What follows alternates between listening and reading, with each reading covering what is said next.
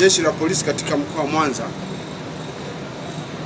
limewakamata na linaendelea kuwahoji jumla ya watu 23 kwa tuhuma za makosa ya uchochezi na kupanga njama za kufanya vurugu na uhalifu mwingine katika maeneo mbalimbali ya jiji la Mwanza. Watuhumiwa hao waliokamatwa, majina yao ni kama ifuatavyo. Wa kwanza anaitwa Deus Elias Masalago. Huyu ana umri wa miaka 41, ni mwalimu na mkazi wa mtaa wa Gedeli, wilaya ya Ilemela. Mwingine ni Fanuel John Lutema, miaka 35, mwinjilisti na mkazi wa mtaa wa Dr. Sheni, Igoma, ulioko huko Igoma, wilaya ya Nyamagana. Mwingine ni Julius Mwita Makonga. Huyu umri wake ni miaka 34, kazi yake ni mfanyabiashara na mkazi wa mtaa wa Ndofe, Igoma, huko wilaya ya Nyamagana. Mwingine ni Filipo Mtembeji Chipuruko, ana umri wa miaka 38, fundi ujenzi,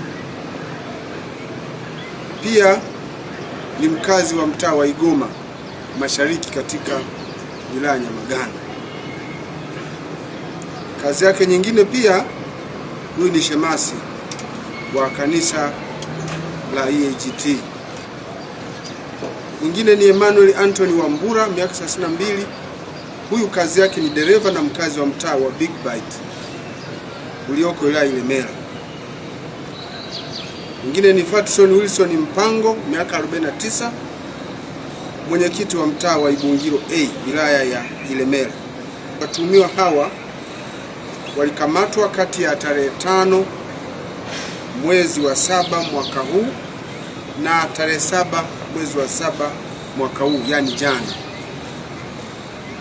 Ukamataji huo umetokana na doria zilizokuwa zikifanywa na askari wa Jeshi la Polisi katika maeneo mbalimbali na ufuatiliaji ulikuwa ukiendelea kufanyika katika mitandao mbalimbali ya kijamii.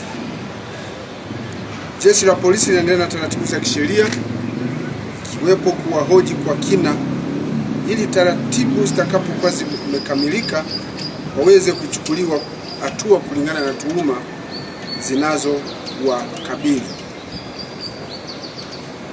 Uchochezi huo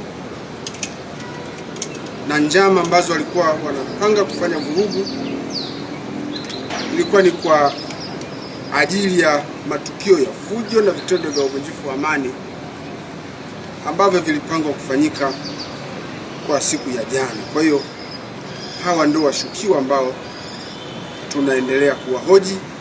Idadi yao wako 23. Jeshi la Polisi katika mkoa wa Mwanza linaendelea kusisitiza na kutoa wito kwa wananchi kutojihusisha kabisa na vitendo vya uvunjifu wa amani au kupanga njama za kufanya vitendo vya aina hiyo. Tunawakumbusha wananchi kuendelea kufuata sheria za nchi pasipo kulazimishwa.